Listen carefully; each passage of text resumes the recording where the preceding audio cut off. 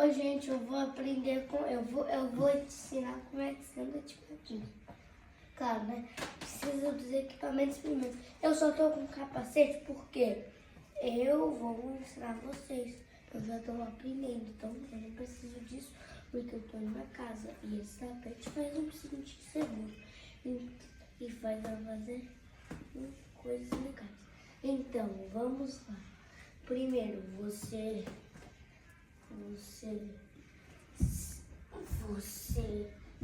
coloca o patinho se não der certo. Tenta outra vez. Mas aí depois você arrasta o patinho, arrasta o outro, arrasta e arrasta. De novo. Arrasta. É meio que cair porque eu ainda sou uma criança, né? Então vamos de novo. Arrasta.